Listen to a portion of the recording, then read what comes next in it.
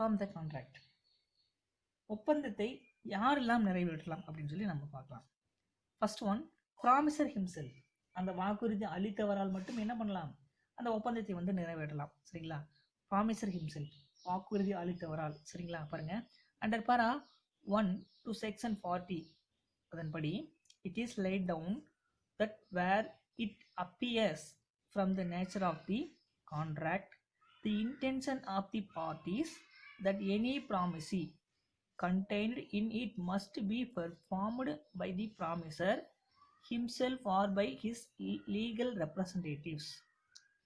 சரிங்களா? ஸோ இந்த இடத்துக்கு என்ன சொன்னாங்க, இந்த ஒப்பந்தத்தை யாரெல்லாம் நிறைவேற்றலாம் அப்படின்னா லீகல், அதாவது ஃபர்ஸ்ட் இந்த ஒப்பந்தம் பார்த்தீங்க அப்படின்னா வாக்குறுதி அளித்தவராலோ, சரிங்களா, ப்ராமிசி கண்டெய்ன் மஸ்ட் பி பெர்ஃபார்ம்டு, இது ப்ராமிசர் ஹிம்செல்ஃப். சரிங்களா? ஃபர்ஸ்ட் ப்ராமிசர் ஹிம்செல்ஃப், இந்த ஒப்பந்தத்தை வாக்குறுதி அளித்தவராலோ அல்லது அவருடைய சட்ட ரீதியான பிரதிநிதியாகவோ, அவர் தான் என்ன சொல்றோம் அப்படின்னா லீகல் ரெப்ரசன்டேட்டிவ். சரிங்களா? அடுத்தது or by any other competent person employed by him. அடுத்து மூணாவது யாரை சொல்றாங்க அப்படின்னா அவரால் பணியமர்த்தப்பட்ட தகுதியுடைய ஏதேனும் வேறு நபர், இவர்களால் தான் இதை வந்து நிறைவேற்றப்பட வேண்டும். சரிங்களா? then such promise must be performed by the promiser himself or by the legal representatives or by any other competent person employed by him. So அதே தான் சொல்றான். ஸோ இப்படிப்பட்ட அந்த தனிப்பட்ட ஆற்றல் சார்ந்த ஒப்பந்தங்களில் ஈடுபட்ட அந்த வாக்குறுதி அளித்தவராலேயே நிறைவேற்றப்பட வேண்டும். ஸோ என்ன சொல்றாங்க, பெர்ஃபார்ம் ப்ராமிசர் ஹிம்செல்ஃப்ல, ஸோ இந்த வாக்குறுதி அளித்தவரால் இவர் வந்து 3 வகையான வகையில வந்து நம்ம என்ன பண்ணலாம், வாக்குறுதியை வந்து நிறைவேற்றலாம். அதாவது ஃபர்ஸ்ட் அந்த வாக்குறுதி அளித்தவர் ப்ராமிசர் மூலமாகவோ, அவர் தான் வாக்கு கொடுத்தவர், அவராலோ அல்லது அந்த லீகல் ரெப்ரசன்டேட்டிவ் சட்ட ரீதியான பிரதிநிதியாகவோ, அல்லது அவரால் அடுத்தது பர்சன் எம்ப்ளாய்டு அவரால் பணியமர்த்தப்பட்ட தகுதியுடைய வேறு நபராலோ அதை வந்து நிறைவேற்றலாம். ஃபார் எக்ஸாம்பிள் பாருங்க, for example X promises to sketch a site map of Y's house. So X என்ன பண்ணுறான், எக்ஸ் ப்ராமிஸ் பண்ணுறான் to sketch a site of map of Y house, ஒய்யினுடைய வீட்டை வந்து வரைபடமாக வரைஞ்சி கட்டுறதா சொல்லி சொல்கிறான். X will have to perform this promise himself. So என்ன எக்ஸ் என்ன பண்ணணும், இந்த வாக்குறுதியை வந்து அவர் தான் நிறைவேற்ற வேண்டும் இல்லையா? இஃப் பாருங்க, because it requires the skill of X. இதில் யாருடைய திறமை இருக்குது அப்படின்னா எக்ஸ் என்பவருடைய தனிப்பட்ட ஆற்றல் மூலமாக தான் ஒய்யினுடைய வீட்டை வந்து வரைஞ்சு தருவதாக சொல்லுங்க. அப்போ யார் முடிச்சு கொடுக்கணும், எக்ஸ் தான் இதை முடிச்சு கொடுக்கணும். சரிங்களா? ஸோ இது இதுதான் எக்ஸாம்பிள். அடுத்தது பாருங்க, ஏஜென்ட். ஏஜென்ட்னா யாரு, முகவர். ஸோ முகவர்னா ஸோ அந்த வாக்குறுதி ப்ராமிசர் வந்து அதை செயல்படுத்த முடியல அப்படிங்கிற சுச்சுவேஷனில் அந்த ஏஜென்ட் கூட அந்த ஒர்க் வந்து செஞ்சு கொடுக்கலாம். ஸோ அதை தான் ரெண்டாவது நம்ம பார்க்க போகிறோம். பாருங்க, அக்கார்டிங் டு பேரா 2 of section 40, the promiser may employ a competent person such as agent to perform the promise if the contract is not formed on personal condition. So ரெண்டாவது பார்க்க போகிறது, இந்த வாக்குறுதி அளித்தவர் அவருடைய தனிப்பட்ட ஆற்றலை நம்பி ஒப்பந்தம் உருவாக்கப்படவில்லை எனில், அப்படிப்பட்ட சூழ்நிலை உருவாக்கவில்லை அப்படின்னா அத்தகைய ஒப்பந்தத்துல வாக்குறுதி அளித்தவனுடைய முகவரும் கூட என்ன பண்ணலாம், அந்த ஒர்க்கை வந்து செஞ்சு நிறைவேற்றி கொடுக்கலாம். அதான் சொல்றான், promisor may employ a competent person such a agent to perform the his promise பண்ணலாம். சரிங்களா? The contract is not formed on personal condition. புரியுதுங்களா? ஸோ வாக்குறுதி அளித்தவனுடைய தனிப்பட்ட ஆற்றலை நம்பி ஒப்பந்தம் உருவாக்கப்படவில்லை அப்படிங்கிற சுச்சுவேஷன்ல தான். சரிங்களா? அப்படிங்கிற சுச்சுவேஷன்ல அந்த மாதிரியான சுச்சுவேஷன்ல அந்த வாக்குறுதி அளித்தவருடைய முகவர் ஏஜென்ட் வந்து என்ன பண்ணலாம் அப்படின்னா அந்த ஒப்பந்தத்தை வந்து நிறைவேற்றி கொடுக்கலாம். புரியுதுங்களா? ஸோ இவர் தான் ஏஜென்ட் அப்படின்னு சொல்றோம். அடுத்தது ரெப்ரசன்டேட்டிவ். ஸோ ரெப்ரசன்டேட்டிவ் அப்படிங்கிறது ரெப்ரசன்டேஷன்ஸ் அப்படின்னா யாரை சொல்லுவாங்க, அந்த சட்ட ரீதியான பிரதிநிதி நம்ம ரெப்ரசன்டேஷன்ஸ் அப்படின்னு சொல்றோம். பாருங்க, இதே மாதிரி தான் அந்த ப்ராமிசர் வந்து செய்ய முடியல அப்படின்னு நம்ம முன்னாடி பார்த்ததே தான். ப்ராமிசர் வந்து செய்ய முடியல அப்படிங்கிற சுச்சுவேஷன்ல அந்த ரெப்ரசன்டேஷன் பர்சன்ஸும் கூட சட்ட ரீதியான நபரும் கூட அந்த வாக்குறுதியை வந்து நிறைவேற்றி கொடுக்கலாம். பாருங்க, a contract which involves the use of proposal skill or it is found on personal considerations comes to an end if the promiser dies. பாருங்க, அந்த தனிப்பட்ட நபர் தனிப்பட்ட ஆற்றல் சார்ந்த ஒப்பந்தங்களில் வாக்குறுதி அளித்தவர் அந்த ஒப்பந்தத்தை வந்து தனிப்பட்ட முறையில் தான் நிறைவேற்றப்பட வேண்டும். சரிங்களா? ஸோ அதுதான் பர்சனல் பர்சனல் ஸ்கில், அவருடைய தனிப்பட்ட மூலமாக தான் நம்ம நிறைவேற்றி கொடுக்கணும். ஸோ இந்த மாதிரியான சூழ்நிலை கம்ஸ் டு எண்ட். அந்த மாதிரியான சூழ்நிலை வாக்குறுதி அளித்தவர் இஃப் த ப்ராமிசர் டைஸ், அவர் இறந்து விட்டால் ஸோ அந்த ஒப்பந்தம் வந்து முடிவடைகிறது.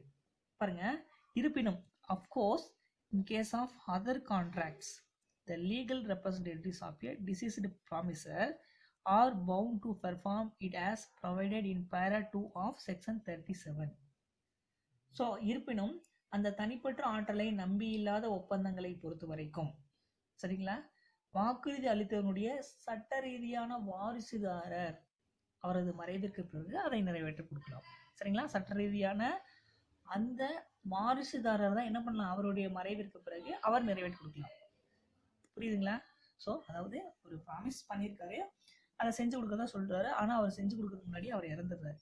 அப்படிங்கிற சுச்சுவேஷன்ல சட்ட ரீதியாக அவருடைய வாரிசுதாரர் அதை வந்து நிறைவேற்றக்கூடிய ஒரு தகுதியை வந்து பெற்றிருக்கிறார். சரிங்களா? ஃபார் எக்ஸாம்பிள் பாருங்க, for example M promises to sell his car for ₹1 lakh to N.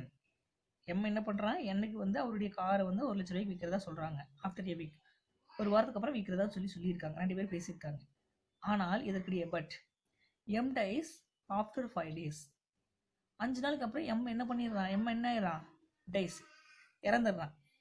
So இப்படிப்பட்ட இந்த கான்ட்ராக்ட்ல எம்ஸ் ரெப்ரசன்டேட்டிவ்ஸ், எம்னுடைய representatives will be liable to sell the car to என்.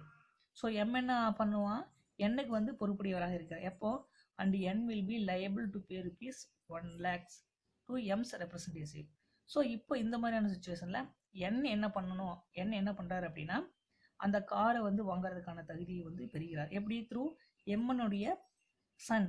சரிங்களா, அவருடைய வாரிசுதாரர் என்ன பண்ணுவாங்க அப்படின்னா அந்த காரை வந்து விற்கிறதுக்கு பொறுப்புடையவராக இருக்கிறார். ஸோ இப்போ இவர் என்ன பண்ணணும், எம்மனுடைய சன் தான் என்ன பண்ணணும், அந்த ஒப்பந்தத்தை வந்து நிறைவேற்றக்கூடிய நபராக இருக்கிறார். சரிங்களா? Next third person. So third பர்சனும் கூட என்ன பண்ணலாம் அப்படின்னா இந்த ஒப்பந்தத்தை வந்து நிறைவேற்றி கொடுக்கலாம். According to section 41, if a promisee accepts the performance of the promisee by a third person, he cannot afterwards enforce it against the promiser. So இந்த மூன்றாவது நபரை பொறுத்த வரைக்கும் இந்த வாக்குறுதி பெறுபவர் அந்த மூன்றாம் தரப்பினருடைய ஒப்பந்தத்தை நிறைவேற்றுவதாக ஒப்புக்கொண்டால் கூட அந்த வாக்குறுதி அளித்தவரே அதனை நிறைவேற்ற வேண்டும் என வற்புறுத்துவது இயலாது. அதான் சொல்ல பாருங்க, according to section 41, if a promisee accepts the performance of the promisee by a third person, he cannot afterwards enforce it against the promiser. என்ன பண்ணக்கூடாது, அதாவது வாக்குறுதி பெறுபவர் மூன்றாம் தரப்பினருடைய ஒப்பந்தத்தை நிறைவேற்றுவதாக ஒப்புக்கொண்டால், சரிங்களா, வாக்குறுதி அளித்தவரே அதனை நிறைவேற்ற வேண்டும் என வற்புறுத்த கூடாது. ஓகேங்களா? Next joint promises. Joint promises அப்படின்னா யாரை சொல்றது பாருங்க, அந்த கூட்டாக இருந்து வாக்குறுதியை வந்து ஏற்பவர்கள். சரிங்களா, அதான் ஜாயிண்ட் ப்ராமிசர்ஸ் அப்படின்னு சொல்றோம்.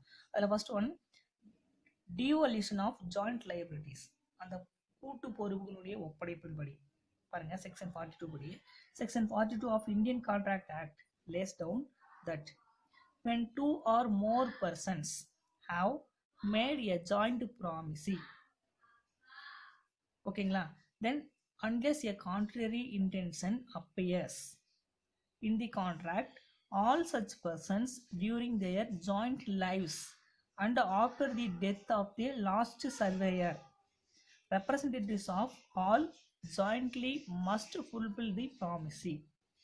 ஸோ இந்த இடத்துக்கு புரியுதுங்களா, கூட்டு பொறுப்புகளுடைய ஒப்பந்தத்தின்படி, ஜாயிண்ட் லைபிலிட்டிஸ் படி, ஸோ 2 அல்லது 2ற்கு மேற்பட்ட நபர்கள் கூட்டாக வாக்குறுதியை வந்து அளித்திருந்தால், சரிங்களா, 2 அல்லது 2க்கு மேற்பட்ட நபர்கள் என்ன பண்ணியிருக்காங்க அப்படின்னா கூட்டாக வாக்குறுதியை அளித்திருந்தால் அனைவருமே இணைந்து என்ன பண்ணணும், அதை வந்து நிறைவேற்ற வேண்டும் இல்லையா?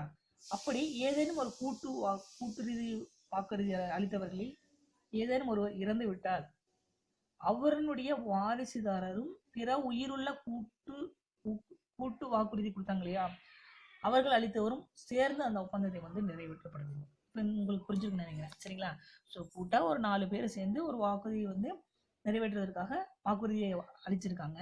ஸோ அப்படிப்பட்ட சூழ்நிலை ஏதாவது வாக்குறுதி கொடுத்தவங்க அந்த கூட்டா இருந்தவங்க ஒருத்தர் வந்து இறந்துட்டாரு அப்படின்னா அவருடைய இறந்தவருடைய வாரிசுதாரர் என்ன பண்ணணும் அப்படின்னா மற்ற உயிருள்ள அந்த கூட்டு கூட்டு வாரிசு கூட்டு வாக்குறுதி தலைவரோட அவங்களோட சேர்ந்து வாக்குறுதியை வந்து நிறைவேற்றி கொடுக்குமாறு கேட்கலாம். ஒப்பந்தத்தை வந்து நிறைவேற்ற வேண்டும் அப்படின்னு சொல்லி கேட்கலாம். சரிங்களா? ஸோ இதை தான் சொல்றான். தென் இப்படி எல்லா வாக்குறுதி அளித்தவர்களும் இறந்து விட்டார். சப்போஸ் எல்லாருமே during their joint lives and all after death எல்லாருமே இறந்துட்டாங்க அப்படிங்கிற சுச்சுவேஷன்ல of the last survivor representative of all jointly must fulfil the promise. So இப்போ என்ன பண்ணுவாங்க பாருங்க, ஒவ்வொருவருடைய வாரிசுதாரம் அதுல வாக்குறுதி கொடுத்தாங்க இல்லையா, அனைவருமே இருந்துட்டாங்க அப்படின்னா இறந்தவர்களுடைய வாரிசுதாரர்கள் அனைவருமே ஒவ்வொருடைய வாரிசுதாரரும் சேர்ந்து வாக்குறுதியை வந்து அதை வந்து நிறைவேற்றி கொடுக்க வேண்டும். புரியுதுங்களா? ஸோ ஜாயிண்ட் லைபிலிட்டிஸ் பொறுத்த வரைக்கும் எப்படி, ஸோ 4 பேர் சேர்ந்து நிறைவேற்றுறதாக ஒப்புறுதி அறிவிச்சிருக்காங்க. அவங்க செய்ய முடியல அப்படிங்கிற சுச்சுவேஷன்ல ஏதாவது ஒருத்தர் இறந்துட்டார் அப்படின்னா மீதி இருக்கக்கூடிய உயிரோடு இருக்கக்கூடிய அந்த கூட்டு வாரிசுகள் எல்லாருமே ஒன்று சேர்ந்து அந்த இறந்தவனுடைய வாரிசுதாரம் சேர்ந்து அதை நிறைவேற்ற வேண்டும். சப்போஸ் வாக்குறுதி கொடுத்த அனைவருமே இறந்து விட்டால் அந்த அனைவருடைய வாரிசுதாரர்களும் அதில் சேர்ந்து இப்பொழுது என்ன செய்யணும் அப்படின்னா எல்லாருமே சேர்ந்து அந்த வாக்குறுதியை வந்து நிறைவேற்ற வேண்டும். சரிங்களா? ஸோ இதுதான் டிவல்யூஷன் ஆஃப் ஜாயிண்ட் லைபிலிட்டிஸ் அப்படின்னு சொல்லி சொல்றாங்க. Next devolution of joint rights, கூட்டு உரிமைகளுடைய ஒப்படைப்பு என்னன்னு பார்க்கலாம். செக்ஷன் 42 படி பாருங்க.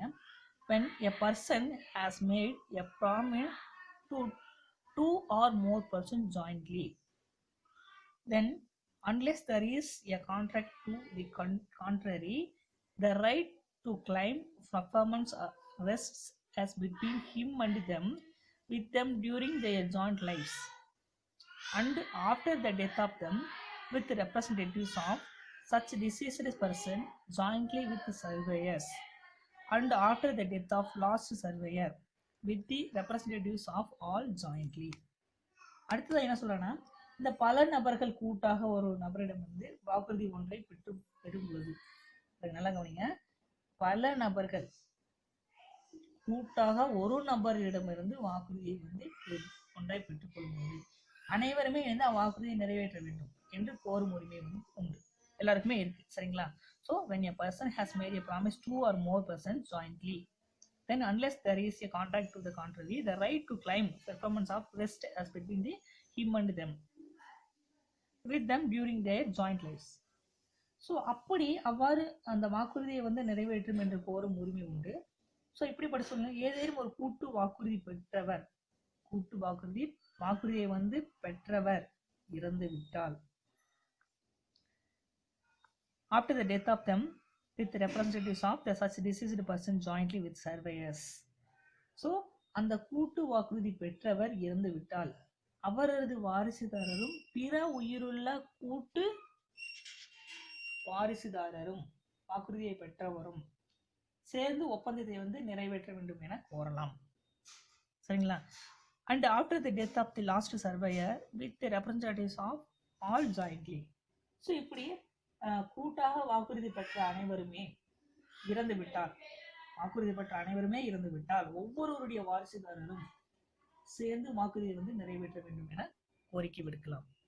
புரியுதுங்களா? ஸோ இந்த இடத்துல உங்களுக்கு கட்டாயம் புரிஞ்சுன்னு நினைக்கிறேன். புரியுங்களா? இங்க இதுக்கும் வித்தியாசம் புரியுதுங்களா? ஸோ